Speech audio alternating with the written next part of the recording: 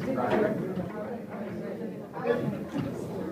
right, our final paper today by GarethDylanSmith, the person who's come the furthest to be here with us today. And someone I know from his groundbreaking book, I Drummed, Therefore I Am, and I forget the subtitle. Being and Becoming a Drummer. Being and Becoming a Drummer. That's not so hard. All right. Be surprised. So, without further ado, I think let's turn this over and we'll have a reception and we'll have a concert. And thank you all for coming. Thank you.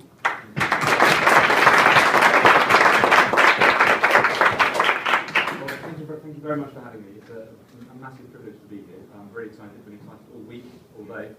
So thank you for staying as well. You can all see the title. So I'll tell you a little bit about me. I went to music school in the late 90s playing clarinet.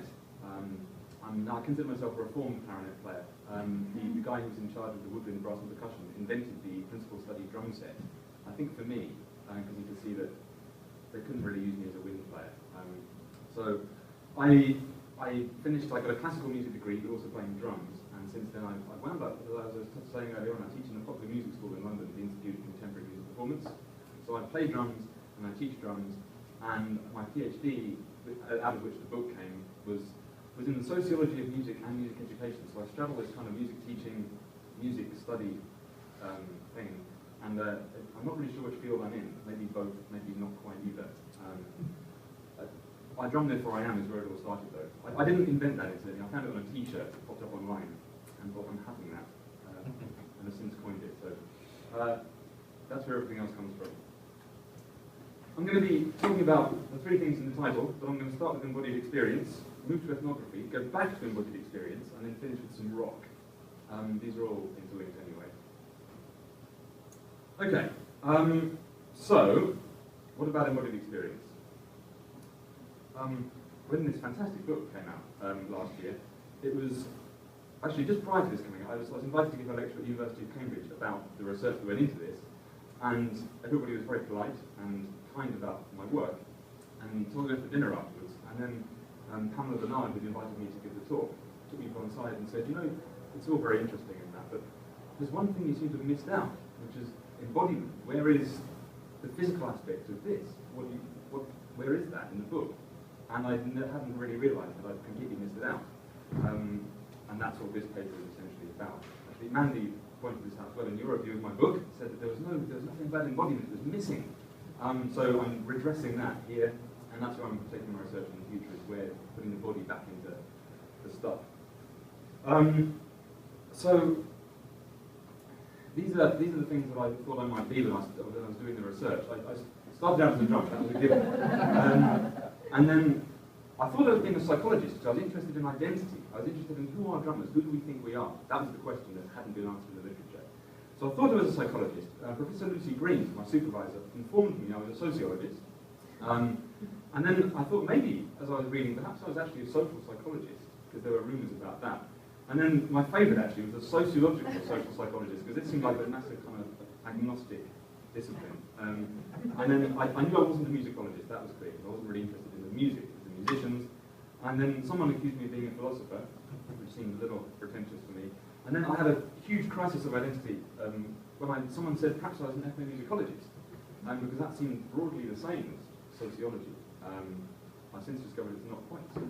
But anyway, I could have been accused of being all these things. And I finally settled on cultural psychologist, and even had a T-shirt printed that says, yes, I'm a cultural psychologist. And I'm not so sure. But the point is that the body was missing from all of these things. This is all about, the study was about who do drummers think we are, what do we do, and what is it that makes a drummer, according to drummers. So, I use this dichotomy in the book. I presented it as a dichotomy.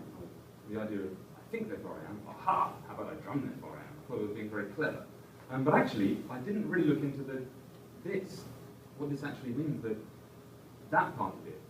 I talked about being and becoming a drummer, the way that drummers learn, what it is we do, how we interact with bass players, what people think of us. I constructed the whole thing around drummer jokes, which I was very proud of. But actually, this was missing. That's okay, because I can talk about it now. But that's kind of what I'm coming back to. There is, for anyone who's got as far as that, in Appendix D of my book, there is a short sort of blog style essay I wrote, where what did I call it? Experiential listening.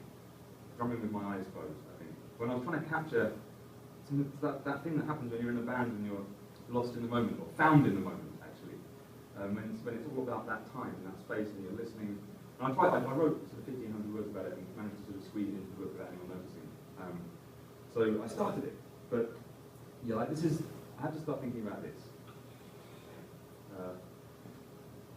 Now, because I've had this kind of music education and music divide, I spend a lot of time talking about teaching drums, and occasionally I present at IAPM conferences, and I proposed to them once that I would play the drums at a conference, and my abstract was routinely rejected.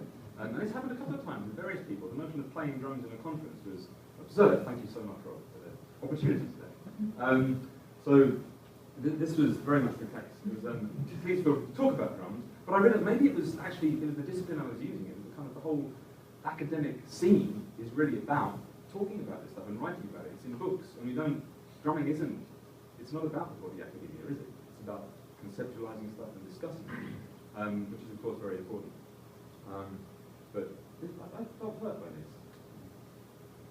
So anyway, I've been looking for some embodiment literature and found it in these various places and one or two others recently. I'll come back to these later, but the ethnomusicology, Echo talked about the body, and Oliveros with her deep listening, which is a different thing from someone else's deep listening. Where's it gone? Oh no, Judith Becker talks about deep listening, about trancing, and this idea of listening as a kind of physical, embodied thing as much as ears, which I'm going to come back to later on as well.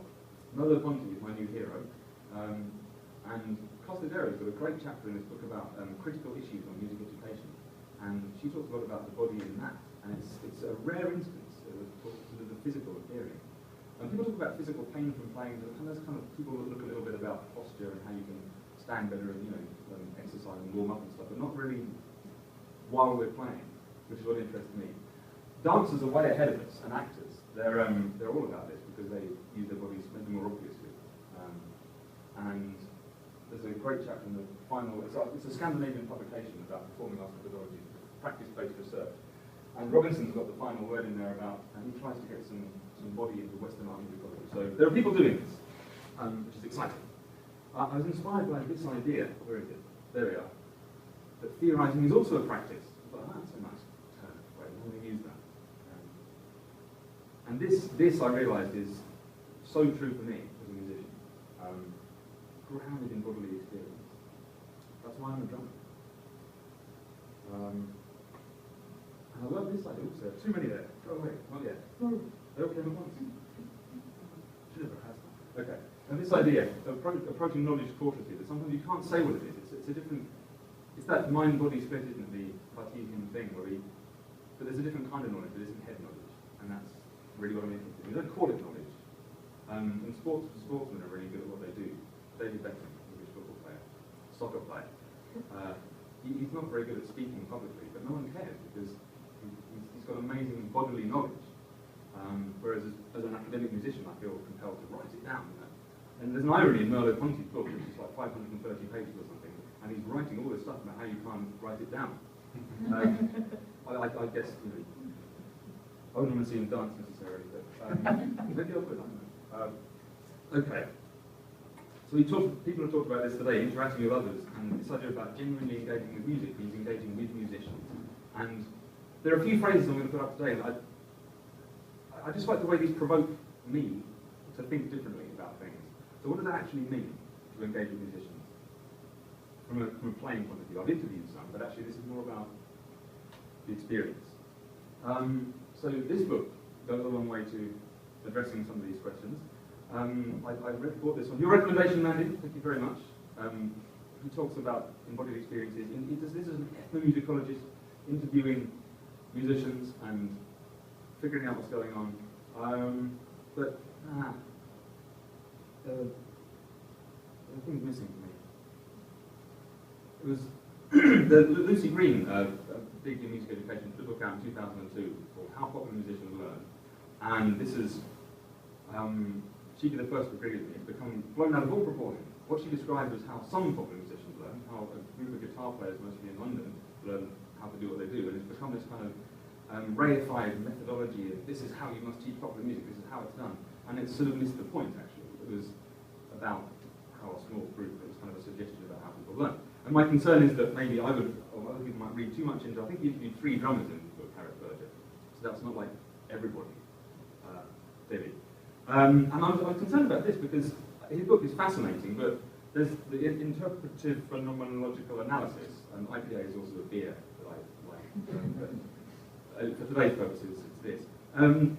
That they talk about, you know, how once you've interviewed somebody, you interpret what they said, and they're interpreting their own experience, and by the time I've read it, there's another layer of interpretation. So I feel like a good way to remove at least one step of that is for people to do stuff for us. If the phenomenology starts in the body, then at least you can see it.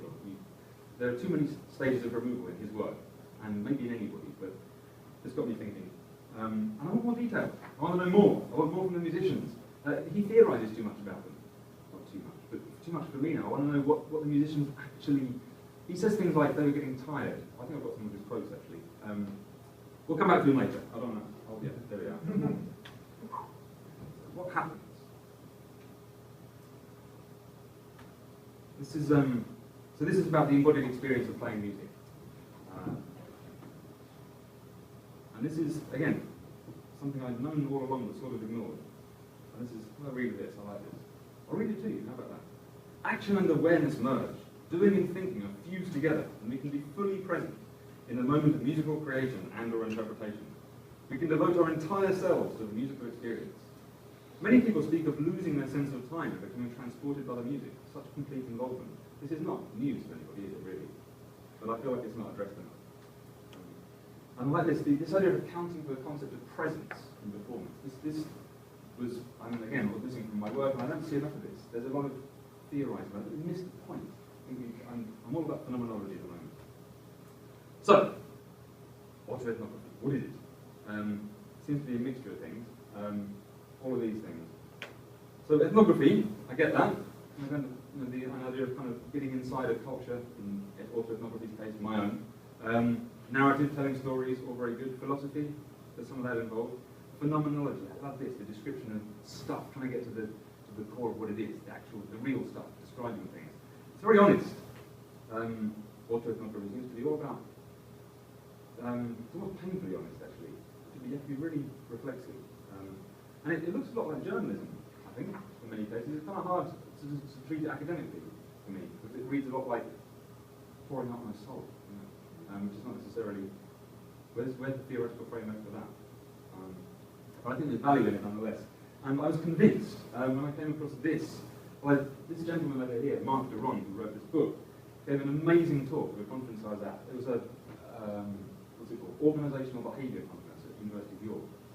And he, subsequent to this book, he just spent a period of time, I think 6 or 8 weeks, in a field hospital in Afghanistan, documenting, doing an ethnographic study of that. And the talk he gave was the most moving thing I've ever seen. It was everyone was crying after it. It was amazing. It's an incredible piece of research. It was so real, you could touch him. He seemed so fragile and sort of broken by the experience. That seemed like that's actually, that's amazing, that's real, that's so visceral and cool. And this book, it's about the Cambridge boat race team, as it says, and it's described as sports journalism of the highest order. He says it's an ethnographic study of the Cambridge boat race team, but it won awards as a journalism book about sports. And it also won awards as for describing teams and leadership. He's a reader in, I think it's in leadership and teamwork, or leadership and management. So he's nothing to do with boat races or sports, or ethnography. So I like the interesting crossover, how this can be used. A phenomenal researcher anyway. So I was thinking, what does reflexivity do for us? And then he came across reflexivity recently as well. The idea of reflecting but then doing. What is that active reflection? So what I've done is, in my job as a music teacher, I've sort of written lots of iconoclastic papers about the places where I work. Mostly because I know the people I work for are unlikely to read them, but I feel like I have to do this in order to do a better job of what I'm doing. I want to kind of understand culture. So these are some titles of papers I've put up recently, basically accusing us of being a very sexist white male environment, of which I am a walking stereotypical problem. It's also problematic. Never mind. And I kind of wondered what seeking success in popular music was that. I try and teach my students to be successful, but I'm not really sure what that means. And I tell them this usually. And this, in this paper I was critiquing it's not news either, but just assessment is difficult in music, essentially. Okay.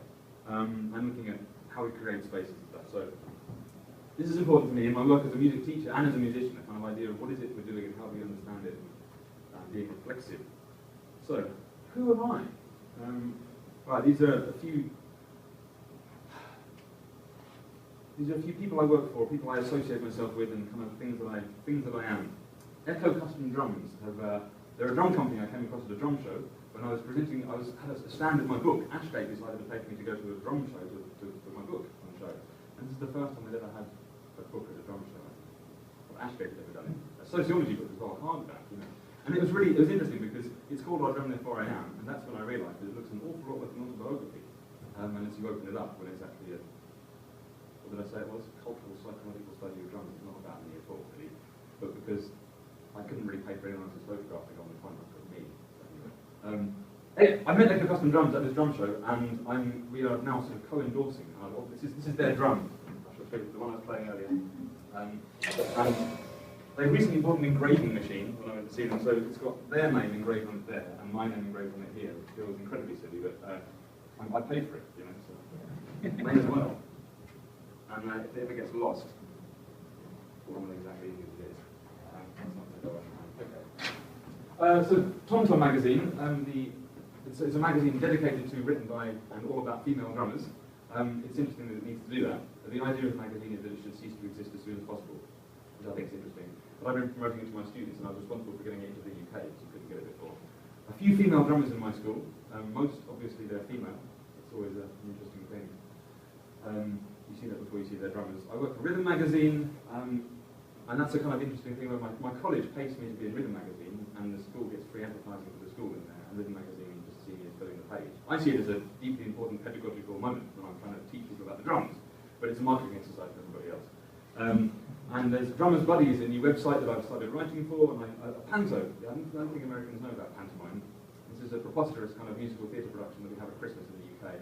With it's a kids show with adult humour, and usually I play in the band, or I have a live band for the show.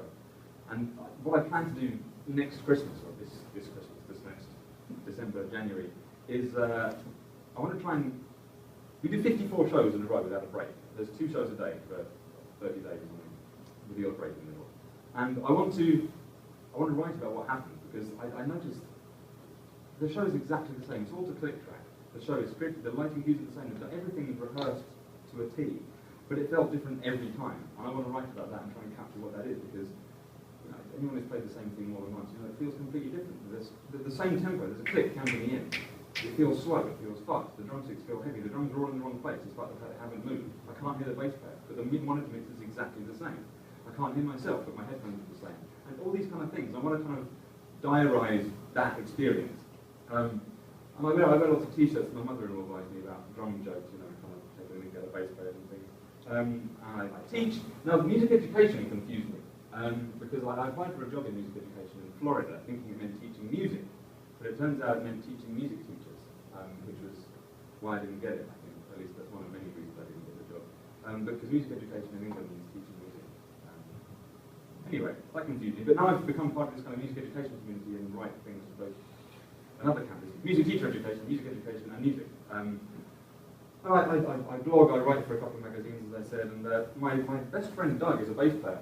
And because he doesn't do anything else apart from play the bass, on eats and sleeps and exercises, but his only job is to be a bass player, he considers me semi-professional as a drummer, which hurts. Because I'm not only a drummer. I mean, you could argue I'm more professional because I do more stuff. I mean, what he does when he's not playing the bass is watch TV. What I do is teach and write and frantically try and keep all these plates spinning. And I've realised I'm not a drummer's drummer. I'm perhaps a drummer's writer. I don't know. You know, a drummer's drummer. People like Neil Peart are all very clever. Ooh. And these people mentioned drum clinics today. These ridiculous things, but amazing. And you go on to watch these technically fantastic players who can only perform in clinics because they've reached such a level of obscenity that there's nothing you can do to marvel at what they do. some of them can also play in bands, but I think Thomas Lang is he's a German-Austrian drummer. I think he also played in the Sugar Babes for a long time. But then he has to unleash himself as this kind of, 84-limb monster. Extraordinary. Last year I went to the IASPEN World Conference in Gijón, is the amazing university there, and I was having a conversation with Bill Bruford, which was quite a moment for me because he's my idol, because he's doing some academic work now too. And as well, I was talking to him, and he was going to, I think a working title for his talk was going to be something about the tyranny of the backbeat. The backbeat is ruining popular music. Because why can't they all be clever like rock musicians, And this idea of the tyranny of the backbeat and creativity, and he's talking about, the kind of cleverness is lost in drumming. And I realised I don't care. Because actually, this was the kind of eureka moment for me. I was on a bus coming back to, I got lost on the way home, but anyway, coming back to the city from the university, I realised that for me the drumming is actually about moving. It's actually about physically moving and doing stuff in time and space, and that's what it's all about. And my creativity comes out in my writing mostly. I mean, sometimes I'll do a little cheeky fill. But the thing that turns me on about drumming, the reason I love it, is it's about the physical thing. And Bill Bruford is incredibly, you can hear him thinking when he plays, it's remarkable stuff. You can't hear me thinking when I play. So I wonder about this, where are these people? There are a few of these, aren't there? People who play music and write about it. There are very few people who do this. I don't know many people who do all three. I'm not boasting to say that I do all three, but it seems interesting that there are very few people who play music and teach it and write about it and kind of have the scholarship to look at those things. There are some of them. I've met a few. But usually people give up their playing to write, to become a scholar. Or give up their teaching to become a scholar. So anyway, I tried to combine all three. I'm not sure how well it went really. In this masterclass from 2 years ago. And let me, that's drum face for you. And there are some more of these later. Yeah, I'll find it, make the text larger. I'll read it to you as well. A special drumming masterclass from tutor and diploma program leader, Dr. GarethDylanSmith. This masterclass will feature Gareth drumming and talking, although not at the same time. He may also sing. Via the tangled lines of jazz fusion, the directness of hip-hop, the ethereality of folk song, the pure magic of epic rock, and the unadorned natural beauty of the drum solo, Gareth will, with a different tipping of his figurative act of cultural psychology and French philosophy, deconstruct and reconstrue what it means to say, to feel, and to know that. I drum, therefore I am. This is where I tried for the first time to combine playing and teaching and theorising. It was at my school, the students came along, many stayed till the end, and it was in many ways a total disaster, but also an interesting experiment to see how I could put these things together. I broke up the Merleau-Ponty for this talk, and I'm a big fan, as I said. There's some more about me coming up. After, it's on the first page of Miles Davis's autobiography, which he wrote with, what's his name? Sorry? Thank you. He says something about, what is it now? He says, the best experience I had, or the best feeling I ever had in my whole life, with my clothes on, was when I first saw Bird and Diz playing. And he talked, so he was kind of hearing them play, and I've just been thinking that actually, clothes on or off, the best thing is drumming. It's just better. It's better than everything else. I love it. It's a bit about hearing, but it's more about, it's about moving and sound, and it's about things moving in air. And there's an amazing thing when you turn an amp up really loud and stand in front of it and play a guitar, and you can feel your trousers flapping. It's fantastic. That's an exciting thing, and the slave bobbles underneath you. It's great. Which Miles wouldn't have had at that point in his career. So this is a question that Berger asked. What is the drummer's experience like? I can tell it. So he says this: the drummers were all keen to point out the importance of hearing the sound of their own drums, despite the fact that actually he was interviewing metal drummers at this point, and they weren't hearing the sound of their own drums, they were hearing the sound of their own drums amplified through speakers. And I don't actually like to hear the sound of my drums. Oh, let me rephrase that. Yeah, I don't like to hear the sound of my drums coming through speakers when I'm playing. I like to hear them acoustically. And if I can't hear them acoustically, I like to play harder so that I can hear them acoustically. With the exception of the kick drum, because the sound points away. And that was a worrying thing the first time I got lost. I was stamping away on the floor. What's going on? So you get louder and you hurt your knee. That's fun festivals for you. So I demand the kick drum goes in my monitor. Everything else I like to feel in my hands. You're hitting the drums. It's very cool. So while they were, this is sort of very stock, and there's no exploration of. He didn't ask them what that was. Why? He didn't ask them why or what the. I wanted to hear more from these drummers. What do they get when they hear the sound? What sound? How does it affect them? And what? I wanted to know if I could empathise with them at all. And also, there is no drummer, which means that there's going to have to be thousands of them of us doing what I'm doing, talking about ourselves a lot, to get any sense of what it is that it's like. Maybe you can theorise it. So for anyone who's ever said this to me, you are completely missing the point. It's not too loud. I'm not too loud. The drums aren't too loud. They're acoustic. Yes, it's a loud instrument, but everything else needs to turn up. It's because, it just has a big dynamic range. I can play the drums very quietly and frequently do. But as I mentioned, this is about rock, where you don't play quietly at all. Not much. And they sound, as I said earlier on, they sound a certain way, you hear them now, they sound a certain way, and it's that sound, and it's the action of playing that thing, that's what's so exciting. It's when that movement feels better than this. I get really bored. If I'm playing drums, I'm kind of like sitting in a wind band, I'm kind of keeping time, it's like, no, this is lovely, keeping time for a wind band, how exciting. But then when I'm in a rock band, I don't know my glasses in a rock band either, come on. You have to get involved, and you get absorbed in the moment. And so this is a silly thing to say. It's not at all. They just, put some earplugs in and turn everything else up if I'm playing rock. Because you can't get the same sound. I can't play at a certain speed, even. If they're playing in a fast punk band, which I play, and everything's like 1, 2, 1, 2, 3, really, really fast. I can't do that quietly. I need to put the energy in it. The energy comes out in volume. And I've made my point. So, never say this to the drummer. Also, never offend the sound guy. That's the other thing I learned. Because he can just turn the faders down. I came across this bizarre contraption. I was playing at a gig in Switzerland. I was playing quietly, actually, for this. It was a lovely singer-songwriter who was playing folky acoustic things. And it's Gillian Glover, about whose band I wrote this little appendix B where I was talking about experiential listening in the band. And I played quite quietly in this band, which was okay. But I was very surprised when I had to borrow a drum kit somewhere in Switzerland, and there was this butt kicker attached to it. And I had come across this weird contraption you put on the stool. When you play the bass drum, you go, send this kind of vibration up through the stool. Terrifying. The idea is, of course, so you can feel the beat, but I could hear it. Right there. And we were playing quite quietly. It was really off-putting. Every time I played the bass drum, I kind of did this shudder. It wasn't even like it was just very odd. We don't need these, in my opinion. But it's that kind of extension of the embodied experience. Maybe we can suggest an experience to you. If you feel like you need one of these, they're widely available. These are other things. Oops, no, come back. Whoa! Steady on. Gosh. Very confusing display here. Alright, here it goes. There we go. Automated transition, confusing me. Okay, these are other things I do that I get kind of lost in and involved in.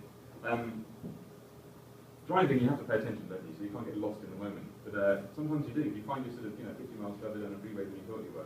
Maybe 2. Because maybe. Get a bit lost. And when I'm driving, I like to listen to music really loudly.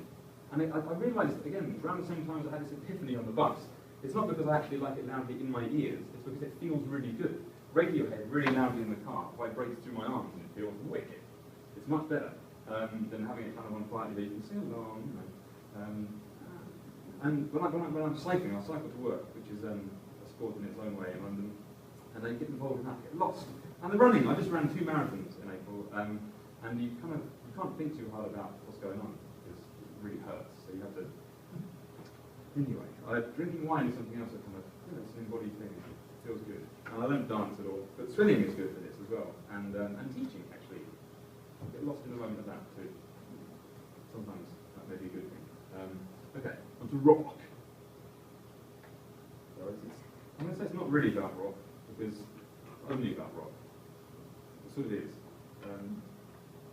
Has anyone seen the film This Is Final Tap? Although Cleveland, I couldn't get it out of my head. I was coming to Cleveland. An Englishman. And I kept imagining this kind of getting lost behind a labyrinthine thing backstage. Anyway.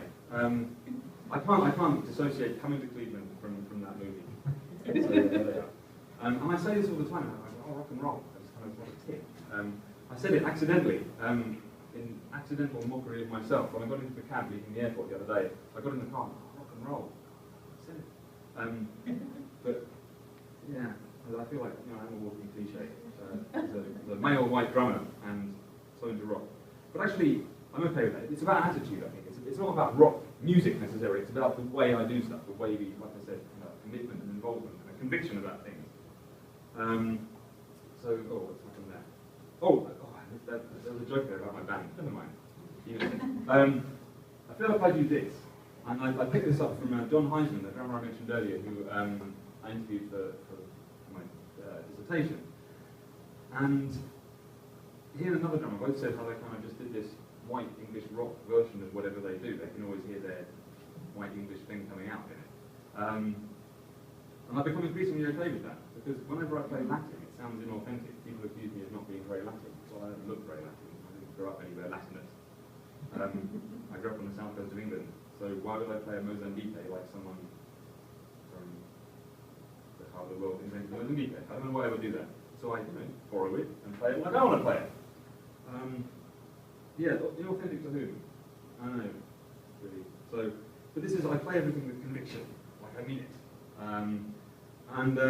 Yeah, my best friend Steve likes that, which is good, because otherwise I'd be lost, He's a guitar player. We've been playing in a band together for 16 years now, and it's very cool. We've been talking a little bit about musical collaborations today, and grooving and working with different people, and sometimes it doesn't work with you. You play drums with someone and it doesn't really, they're like playing at the same time as you, but not nearly with you.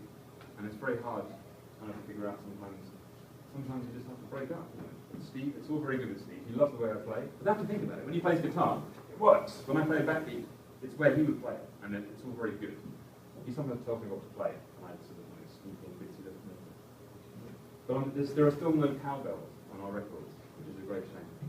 I own 8, and there's going to be 1 on the record sooner or later. But it's this. We played a gig on Tuesday, and it was a tiny club. The stage area was half the size of this, and there's room for about 40 people in the audience.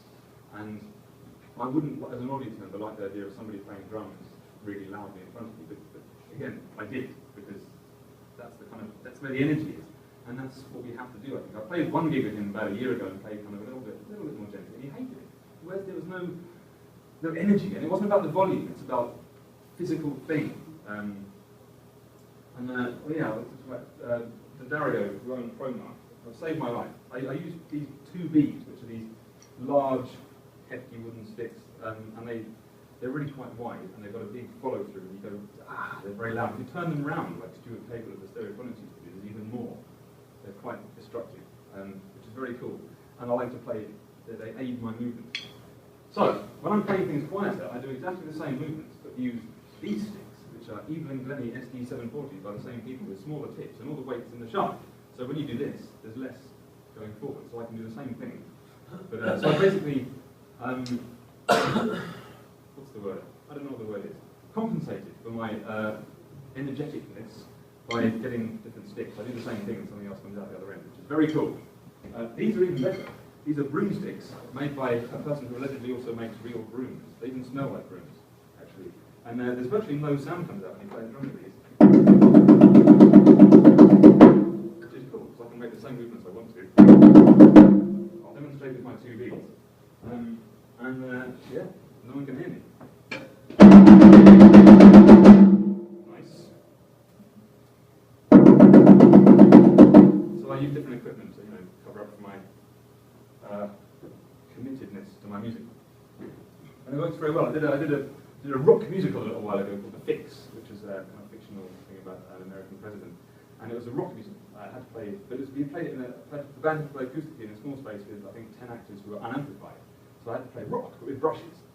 It's very, very quiet. But I did all the same movements I'd be doing in a punk band, but you couldn't hear it very well. It's fantastic, because it had it had the drive for me anyway. So I decided it's this. It's not about listening. It's more than that. This is my new drum kit, and I'm very excited about it at the moment. It's new and it's shiny and silver, and there it is from another angle. Again, I got their engraving thing. I got to put my name on the bass drum group too. And I wanted to show you a 5-minute video of me playing my drums the other day. I've got this promotional video together because I just thought it'd be better than playing them live, really. But you can see the silly faces I call Mandy. So This is it's a unedited, or kind of, yeah, it's the unedited last 5 minutes of a drum session. So I've been playing for an hour. I wrote down the notes actually. Oh yeah, I'm wearing a Tom Tom magazine t-shirt, so I wanted to advertise the good work they're doing for female drummers and drummers across the world. So what you're going to see on this video is, I only wanted to play 30 seconds more. We finished the video, and I realised I'd forgotten to record this one song, the intro to Ricochet. So I switched the drums around to play this the floor song on the right. But you see, I did it twice because the guy didn't capture it properly the first time around. So, and actually the second time is better. See if you can hear the difference between the first and the second one. I play slightly harder, and I think they sound better. I may be wrong. And then, so I get very excited, because I've just been playing so loud, I got quite excited by the sound of the toms, because the tom-tom sounded so amazing. The 16-inch by 14-inch floor tom is unbelievable. It's huge. And I was getting very excited, so I carried on. You'll see me go, ha, I want to carry on. And then I go into kind of shuffle, like a kind of deep purpley kind of shuffle thing. And then I was trying to get this big tom fill right around the drums, doing these 30-second notes, there might be a 16th notes, I forget. And I get it right on the third attempt. There's on the first two I miss hit it. It's terribly embarrassing, but you know, it's uncut at the moment. Then I tried to do something, because I'm getting really involved here. I'm playing for an hour, and I tried to do something a little bit subtler in 5/8. I said, I'll try something, you know. And because I'm too worked up and too excited, I mean, in too bigger movements, I can't control my hands properly, and it all goes horribly wrong. So I fluff that and try something else. And then I end up playing something a lot like Led Zeppelin's Immigrant Song, because you have to play it really loudly. And then I do a silly bounce with the camera at the end, which will cut out the final edit. But I received this by email yesterday, so I can have a chance to edit it, yeah? So 5 minutes of me being me.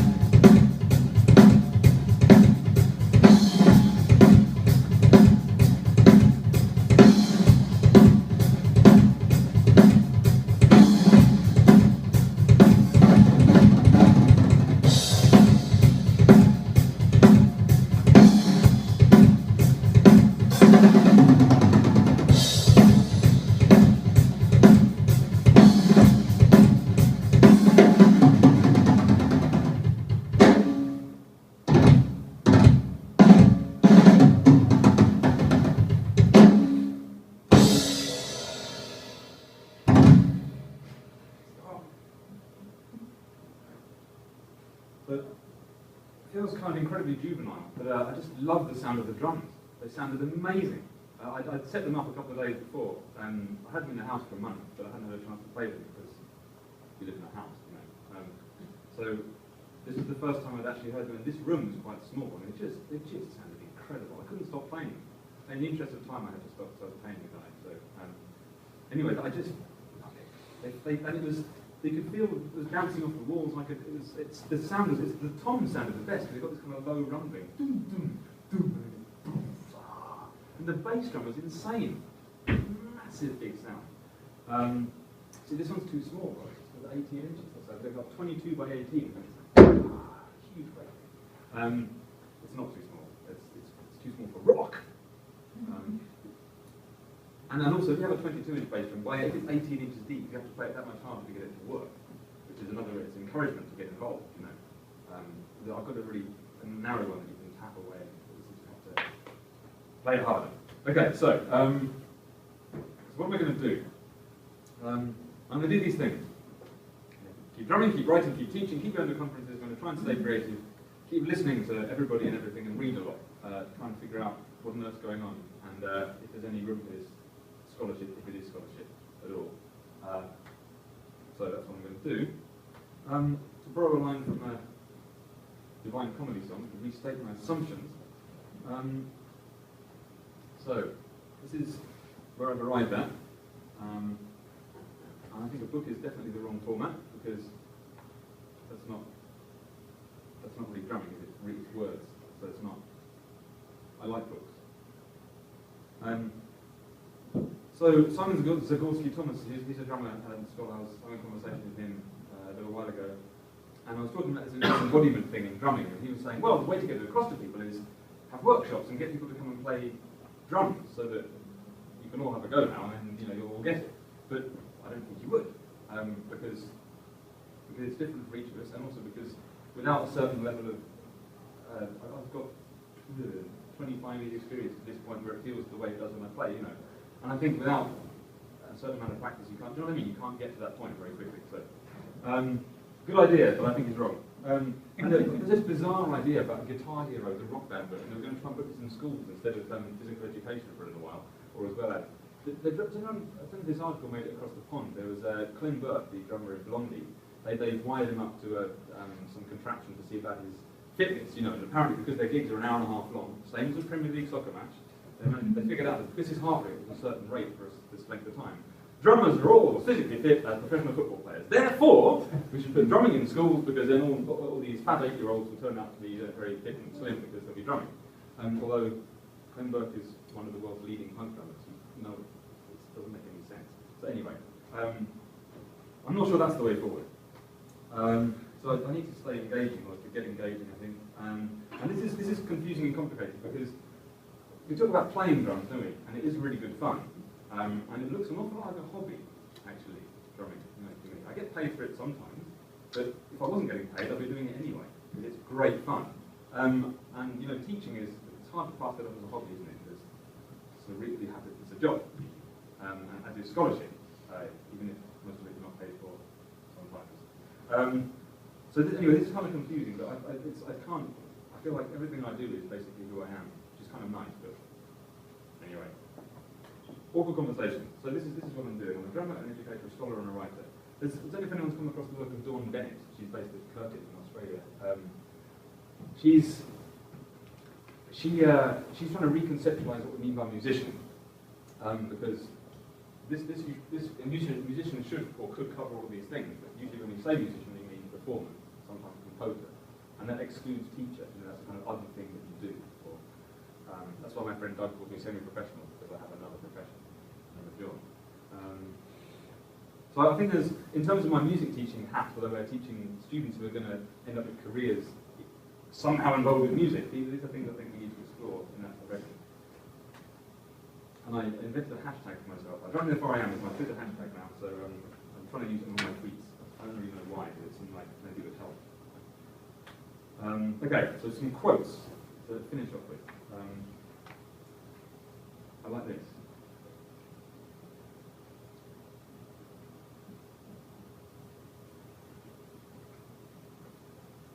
another quantity in my new era. It all starts with, I am the absolute source. Bordering on arrogant, isn't it? Okay. And this, what is primary for human research is the lived reality of meaning, the lived reality. So you need to get a sense of that. And I like this idea, the practice of perception, the organisation of the living present. I wonder if we get enough of a sense of that. I had an S in the original, I changed it to a Z for this audience. Organisation. That'd be appreciated. So, this is interesting. Well, both of these, yeah. It has to be described, not constructed. I'm not sure I agree with this necessarily, but I think it's an interesting idea. It's an interesting way to look at things. Yeah. And this is like that idea earlier on I mentioned about the how you can't necessarily articulate knowledge verbally. The idea that there's another type of intelligibility, bodily intelligibility, perhaps, we can explore. I like this. This is an interesting idea to me. The pre-objective realm.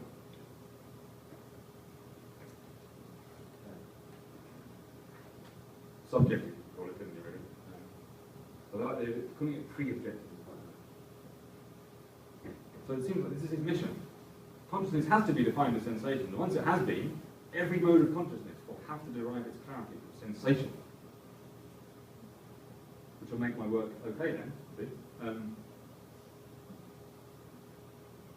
I like this. Everything that's made incomprehensible by empiricist constructions and the basic phenomena they conceal. So it's kind of disrupting and worrying.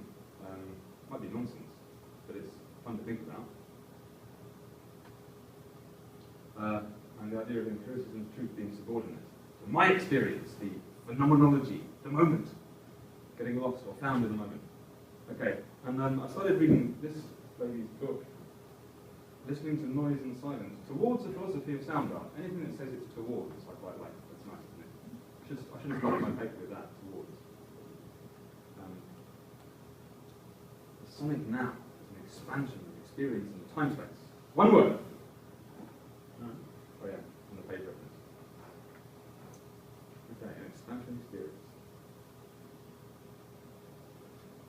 This is a strange thing to say, but I read it a few times. The sense of time is space as a thing of things thinging their own temporality, not from one event to the next, but in a simultaneous drawing out of a non-chronological fantasy. I like that idea of a simultaneous drawing out of non-chronological fantasy. I think that's what happens when I'm drumming. And maybe running.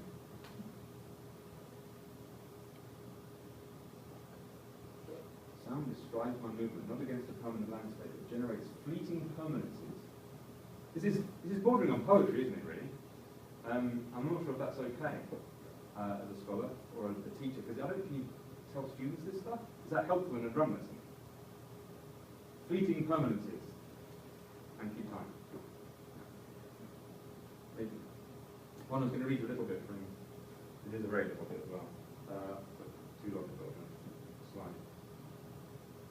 There it is. She says, it is not that sound changes anything on the objective consciousness of time or space, but that it introduces another time and another space that it sounds together as time-space.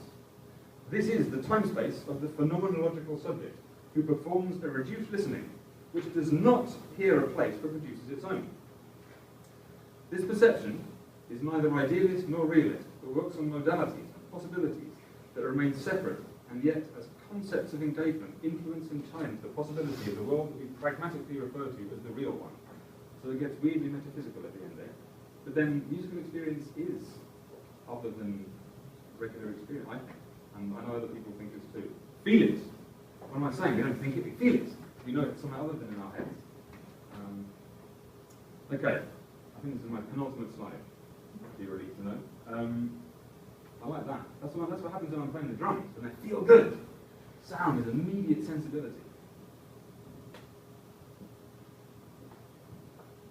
The emotional investment that generates the complexity of a time, space, and moment. Wow. Sounds like something out of Star Trek, actually, doesn't it? Or drumming. The now in which sensation meets perception. This is very Merleau-Ponty as well.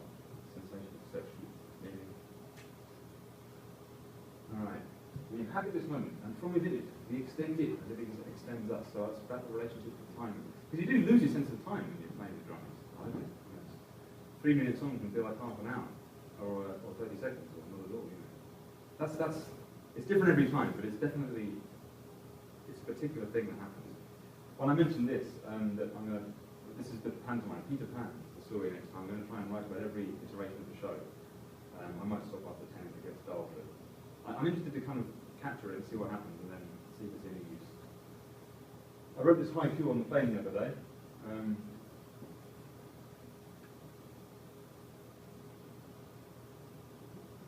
To capture a few things for the moment. And here are some drum faces from a recent gig. So that's what happens, you know, you get lost. And these are, I'm twiddling my stick in them everywhere, just because part of what I do. That's a t-shirt my mother-in-law bought me as well, for the same.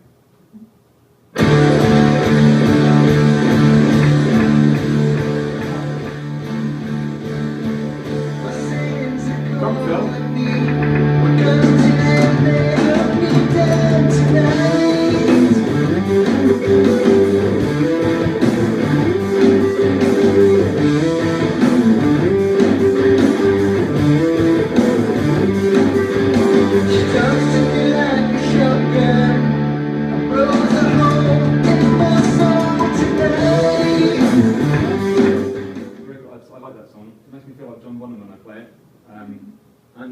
I've decided this is my new field.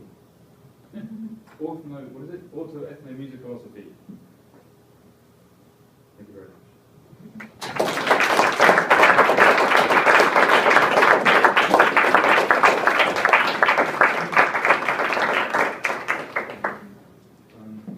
I'll take some questions, or we can just have a discussion outside over the drinks and things.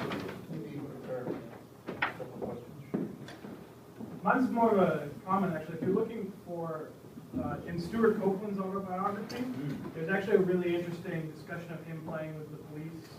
And he talks a lot about sort of the live experience of being a drummer and interacting with them. Yeah. So if you're looking for a drummer's perspective on drumming, that might be a cool place to look. You know, that's interesting, isn't it? Because you're right, I don't really like his autobiography, but it has got some interesting bits in it. And I think it's interesting how you have to go to biography to find this stuff. Or interviews in magazines, you know, and it seems to be that's where it is. And I think music education could benefit from having this discussion. I think popular music studies is missing it. But absolutely, people do talk about it, but not here generally, you know. Thank you. Well, it's interesting. Drumming to me is like an elevated sense of being. Okay. You're not there anymore. You're out there. It's always done that for me. And one interesting thing about it is you can't put that in writing. You need to do.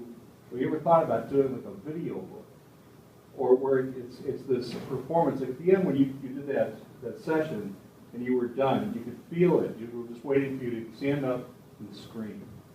And it's that tribal scream that drummers get that either comes up through you, but you can't. You have to almost show that. You can't write about it. And I think we try to put it too much in writing. Yeah, and I'm not really sure what my project is, to be honest, but I think that's, you're right. And I'm not sure what that is, if it's a movie, if it's what it is, but I think that would be closer, wouldn't it? Because it's actions speak louder than words. Video text or something.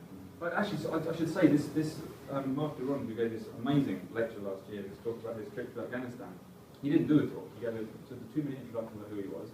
We watched a 15-minute video. He had a camera on his head, he was walking down the field, a 15-minute video.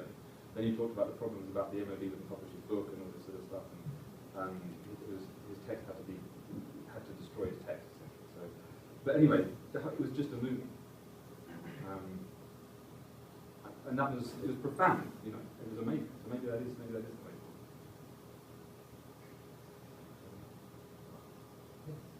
Hi, thanks for the talk. I just wanted you to know that you're not the only person who's approaching this sort of thing, I think, because we actually have a student here who's worked with a lot of us in the department who is a classical violist, so not a drummer at all, but who incorporates poetry into performance and tries to talk about things like lived experience, perceptions of color, and different temporalities. And it's a shame she's not here right now, because Yeah. I think you two would get along so well. But I just wanted to communicate. Pharaoh, Shay. There's someone else, I think actually maybe the same person, there's another, if it's not her, there's someone else who's a screenplay who's doing something very similar at Exeter University, I think, or she was at Exeter, or maybe it's the same person. Interesting, yeah. Yeah. So, I'm really glad to hear that, because I think there's so much, I think, it's all about me, this, isn't it? But I think there is value in that.